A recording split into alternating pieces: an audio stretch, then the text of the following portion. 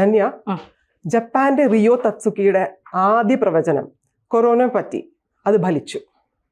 രണ്ടാമത്തെ പ്രവചനം എന്ന് പറഞ്ഞാൽ 1 മാസം മുന്നേ വരേണ്ട ജപ്പാനിൽ അടിക്കേണ്ട സുനാമിയെ പറ്റിയിട്ടായിരുന്നു. അത് പക്ഷേ സമയം തെറ്റി അടിച്ചു, പക്ഷെ റഷ്യയിലാണ് അതുണ്ടായത്. അപ്പോൾ എന്ത് പറ്റി? ഇപ്പോൾ അങ്ങനെ ഒരു അവർക്ക് തെറ്റിപ്പോയതാണോ, സ്ഥലം മാറിപ്പോയതാണോ, സമയം മാറിപ്പോയതാണോ? ശരിയാ, അതൊക്കെ ഇനി സ്ഥലവും സമയവും തീയതിയൊക്കെ ചിലപ്പോൾ സ്വപ്നത്തിൽ കണ്ടതല്ലേ, എഴുതി വന്നപ്പോൾ മാറിപ്പോയതാവാം എന്ന് നമുക്ക് അങ്ങനെ ഒരു തമാശയായിട്ട് വേണമെങ്കിൽ പറയാം. പക്ഷേ ഈ മാംഗോ ആർട്ടിസ്റ്റായ റിയോ തസുഗി അവർ ഈ ബാബ വാങ്കയുടെ പിൻഗാമി എന്നാണ് പറയുന്നത്. ബാബ വാങ്ക എന്ന് പറയുന്നത് നമ്മുടെ ലോകത്ത് നടക്കാൻ പോകുന്ന കാര്യങ്ങളെക്കുറിച്ച് പ്രവചിച്ചു ഇടുന്ന ഒരാളാണ്. അദ്ദേഹം പ്രവചിക്കുന്ന കാര്യങ്ങളെല്ലാം കൃത്യമായി വരികയും ചെയ്തിട്ടുണ്ട്. ലോകം അവസാനിക്കുന്നതിനെ കുറിച്ച് പറഞ്ഞിട്ടുണ്ട്, പ്രളയത്തെക്കുറിച്ച് പറഞ്ഞിട്ടുണ്ട്, ദുരന്തത്തെക്കുറിച്ച് പറഞ്ഞിട്ടുണ്ട്, പ്രകൃതി ദുരന്തങ്ങളെ കുറിച്ച് പറഞ്ഞിട്ടുണ്ട്, വൈറസുകളെ കുറിച്ച് പറഞ്ഞിട്ടുണ്ട്. ഇതെല്ലാം ലോകത്ത് സംഭവിക്കുന്നത് ഇനി സംഭവിക്കാനിരിക്കുന്നതുമായ പല കാര്യങ്ങളും പറഞ്ഞ ഒരാളാണ്. അദ്ദേഹത്തിന് പിന്നാലെ വന്ന ആളാണ് റിയോ തസുഗി. അവരൊരു മാംഗോ ആർട്ടിസ്റ്റ് കൂടിയാണ്. അവരുടെ പുസ്തകങ്ങളുടെ കവർ പേജുകളിൽ നമുക്ക് ഇത്തരം ചില കാര്യങ്ങൾ കാണാം. ഈ പ്രളയത്തിൻ്റെതും ഈ വൈറസ് വരുന്നതിന്റെ ചിത്രങ്ങളും ഒക്കെ കൂടിയായിട്ട് നമുക്ക് കാണാം. അപ്പൊ അവര് ഒരു പ്രവചനം നടത്തിയിരുന്നു. ജൂലൈ 5 രാവിലെ പുലർച്ചെ 4:15 ജപ്പാനിൽ സുനാമി ഉണ്ടാകും, വലിയ നാശനഷ്ടങ്ങൾ സംഭവിക്കും, ഭൂകമ്പങ്ങൾ ഉണ്ടാകും, ജപ്പാനെ തന്നെ മാറ്റിമറിക്കും. അത് താൻ സ്വപ്നത്തിൽ കണ്ട കാര്യമാണ് ഇതെന്നാണ് അവർ പറഞ്ഞിരുന്നത്. ആ സമയത്ത് ജപ്പാൻ വലിയ രീതിയിലുള്ള തയ്യാറെടുപ്പുകൾ അവർ നടത്തിയിരുന്നു. വലിയ 30,000 കോടി രൂപ അവർ ചെലവാക്കി. പിന്നെ ഈ മൊത്തം തയ്യാറെടുപ്പുകൾ, കാരണം ജനങ്ങളെ ഒരു തരത്തിലും അവരുടെ ജീവൻ നഷ്ടപ്പെടരുത് എന്നുള്ള സ്ഥലങ്ങളും മറ്റും പോയാൽ കുഴപ്പമില്ല. പക്ഷെ ജപ്പാനിൽ ഇടയ്ക്കിടയ്ക്ക് ഭൂകമ്പം ഉണ്ടാകുന്ന സ്ഥലമായതുകൊണ്ട് അവിടെ ഈ സൈറൺ മുഴങ്ങും ഭൂകമ്പം ഉണ്ടാകുന്നതിന് മണിക്കൂറുകൾക്ക് മുമ്പ്. അപ്പോൾ ഇവര് സേഫ് ആയിട്ടുള്ള സ്ഥലങ്ങളിൽ പോയി അതിനുള്ള സ്ഥലങ്ങളൊക്കെ ജപ്പാൻ സർക്കാർ ഉണ്ടാക്കി വെച്ചിട്ടുണ്ട്. അത്രയ്ക്ക് ജനങ്ങൾക്ക് വേണ്ടി കരുതൽ ഉണ്ടാക്കുന്ന ഒരു സർക്കാരാണ് ജപ്പാനിലുള്ളത്. അപ്പോൾ അവര് ജനങ്ങൾക്ക് പ്രശ്നങ്ങളൊന്നും ഉണ്ടാകാതിരിക്കാൻ അവർ ഈ 30,000 കോടിയുടെ എല്ലാ പണം ചിലവാക്കി തന്നെ എല്ലാ തയ്യാറെടുപ്പുകളും നടത്തി. പക്ഷെ അന്ന് ജപ്പാനിൽ ഒന്നും സംഭവിച്ചില്ല. അപ്പോൾ പിറ്റേന്ന് ജപ്പാനിൽ വാർത്തയൊക്കെ വന്നു, 30,000 കോടി എന്ന് പറഞ്ഞാൽ ജനങ്ങളുടെ എന്തെല്ലാം ആവശ്യങ്ങൾക്ക് ഉപയോഗിക്കാവുന്ന പൈസ അതെല്ലാം നഷ്ടമായി എന്നുള്ള തരത്തിൽ വാർത്തകൾ വന്നു. പിന്നെ അതിനെ കുറിച്ച് കൂടുതലൊന്നും നമ്മൾ കേട്ടില്ല. കഴിഞ്ഞ ദിവസമല്ല, ചൊവ്വാഴ്ചയാണ് വീണ്ടും ഒരു പ്രവചനം പോലെ, അല്ലെങ്കിൽ ഒരു നമ്മളെയൊക്കെ ഭയപ്പെടുത്തുന്ന തരത്തിൽ.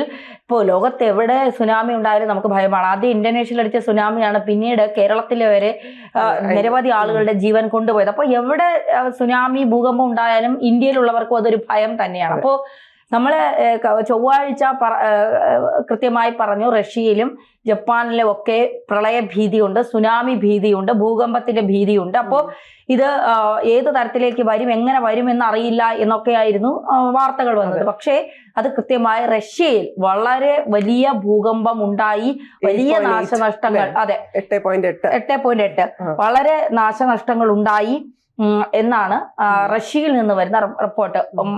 കൂടാതെ തന്നെ ഈ ജപ്പാനിലും സുനാമി മുന്നറിയിപ്പ് വന്നിട്ടുണ്ട്. ആ പ്രവചനങ്ങൾ സത്യമാകുമോ എന്നുള്ള ഭയത്തിലാണ് ജനങ്ങൾ. അതായത് തസുഗിയുടെ ഡേറ്റ് മാറിപ്പോയോ എന്നാണ് പലരും ചോദിക്കുന്നത്. ഇവരുടെ പ്രവചനത്തിന് ഒരു പ്രാധാന്യം ലഭിക്കാൻ ഒരു കാരണം കൂടി ഉണ്ടായിരുന്നു. ജൂണിൽ 10,000-ലധികം ഭൂകമ്പങ്ങൾ ജപ്പാനിലുണ്ടായി. 2 ആഴ്ചക്കിടെ 1000-ലധികം ഭൂകമ്പങ്ങൾ ജൂൺ 23 ഉണ്ടായി എന്നാണ് പറയുന്നത്. ജൂൺ 23 മാത്രം 183 ഭൂചലനങ്ങളാണ് ജപ്പാനിൽ ഉണ്ടായത്. ചെറു ചലനങ്ങൾ വരാനിരിക്കുന്ന വലിയ ഭൂകമ്പത്തിന്റെ സുനാമിയുടെയും സൂചന എന്നാണ് ജനങ്ങൾ ഭയപ്പെടുന്നത്. ചെറിയ 183 ഭൂചലനങ്ങളാണ് ജപ്പാനിൽ ഉണ്ടായത്. അതുകൊണ്ട് തന്നെ ജപ്പാനിലേക്കുള്ള യാത്രകൾ വേണ്ടാന്ന് വെച്ച് ധാരാളം ആളുകളുണ്ട്. ജൂലൈ 5 അപകടമൊന്നും സംഭവിച്ചില്ലെന്ന ആശ്വാസത്തിൽ തസുഗിയുടെ പ്രവചനം മറന്നു തുടങ്ങിയപ്പോഴാണ് കഴിഞ്ഞ ദിവസം സുനാമി എത്തിയത്. 8.8 തീവ്രത രേഖപ്പെടുത്തിയ ഭൂകമ്പം റഷ്യയിലെ കാംചത്ക ഉപദ്വീപിനെ പിടിച്ചു കുലുക്കി. പിന്നീടുണ്ടായ സുനാമി റഷ്യയിലെ തുറമുഖ നഗരമായ കുറിക്സിക്കിൽ വലിയ നാശനഷ്ടമുണ്ടാക്കി. ജപ്പാനിൽ സുനാമി മുന്നറിയിപ്പ് നൽകിയ തീരങ്ങളിൽ എല്ലായിടത്തും ഇതിനകം സുനാമി തിരകൾ എത്തിയിട്ടുണ്ട്. എന്നാൽ വേണ്ടത്ര സുരക്ഷ മുൻകൂട്ടി കണ്ട് സ്വീകരിച്ചതിനാൽ വലിയ നാശനഷ്ടങ്ങൾ ഉണ്ടായിട്ടില്ല. 2011 ഭൂകമ്പത്തിലും സുനാമിയിലും വലിയ നാശനഷ്ടം സംഭവിച്ചു. പ്രവർത്തനരഹിതമായ ഫുക്കുഷിമ ആണവ നിലയത്തിലെ തൊഴിലാളികളടക്കം ഒഴിപ്പിച്ചിരുന്നു. അവർ ലോകമെമ്പാടും 10ഓളം രാജ്യങ്ങൾ സുനാമി മുന്നറിയിപ്പ് നൽകിയിട്ടുണ്ട്. ഇതിൽ മിക്ക ഇടങ്ങളിലും ഇതിനകം സുനാമി തിരമാലകൾ എത്തിയിട്ടുണ്ട്. അപ്പോൾ പ്രവചനം ആളുകൾക്ക് ഇതുകൊണ്ടാണ് ഒരു ഭയം എന്ന് പറയുന്നത്. കാരണം അവർ നേരത്തെ പ്രവചിച്ച പല കാര്യങ്ങളും സത്യമായി വന്നിട്ടുണ്ട്.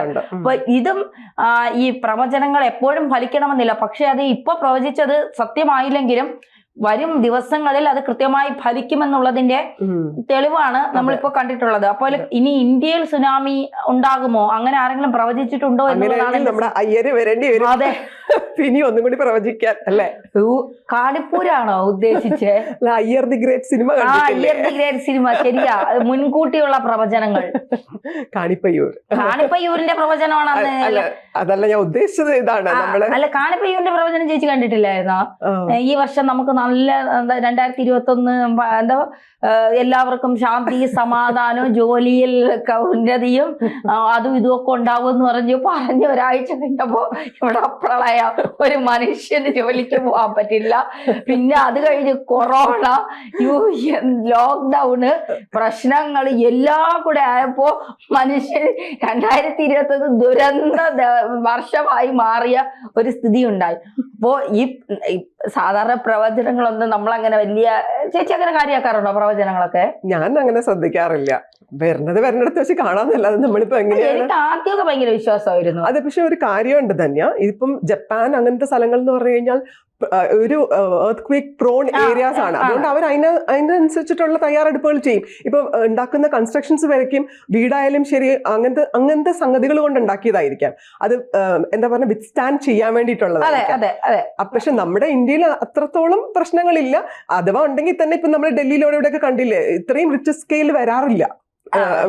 വേറൊരു കാര്യമുണ്ട്, ജപ്പാൻ, റഷ്യ എന്നൊക്കെ പറയുന്ന സ്ഥലങ്ങളില് ഇത്തരം ഭൂകമ്പങ്ങളോ സുനാമികളോ ഒക്കെ ഉണ്ടായാൽ അവർ കുറച്ചുകൂടി ജനങ്ങൾക്ക് വേണ്ടി കാര്യങ്ങൾ കൃത്യമായി നേരത്തെ തന്നെ ചെയ്തു വെക്കും.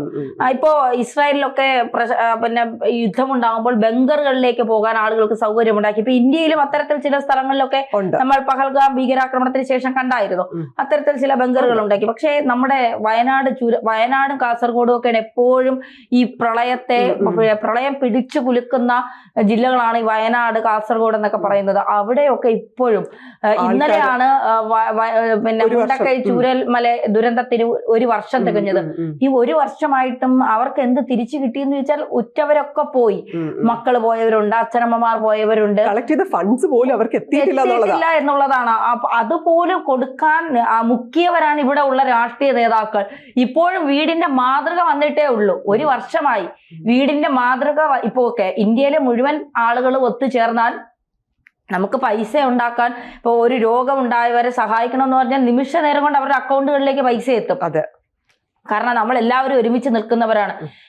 ഇന്നലെ ഞാൻ കണ്ടപ്പോ 3 സഹോദരങ്ങൾ മരിച്ചിടത്ത് ഒരു പെൺകുട്ടി പോയി മുത്തം വയ്ക്കുന്ന ഒരു ദൃശ്യം കണ്ടു. സത്യത്തിൽ ഈ കേരളത്തിലേക്ക് എങ്ങനെ സംഭവിക്കും? കാരണം അവിടുത്തെ ഒരു ഭൂപ്രകൃതിയൊക്കെ അങ്ങനെയാണ്. അതിന് കൃത്യമായി അവിടുത്തെ ജനങ്ങൾക്ക് എന്താണ് വേണ്ടത്, അവിടുത്തെ ജനങ്ങളുടെ സുരക്ഷിതത്വം എങ്ങനെയാണ് ഇതൊന്നും ഇവിടുത്തെ സർക്കാരിന് ശ്രദ്ധിക്കേണ്ട കാര്യമല്ല. അവർക്ക് വോട്ടാണ് പ്രധാനം എന്നുള്ളത്, അതിലപ്പുറമൊന്നുമില്ല. എന്തായാലും ജപ്പാനിൽ പ്രവചനം യാഥാർത്ഥ്യമായി. ഇനി തത്സുഗിയുടെ അടുത്ത പ്രവചനം എന്താണ് എന്ന ഭയപ്പാടിലാണ് ജനങ്ങൾ. കാത്തിരിക്കാം എന്താണെന്നുള്ളത്. ഇന്ത്യയിലേക്ക് വല്ലതും വരുമോ?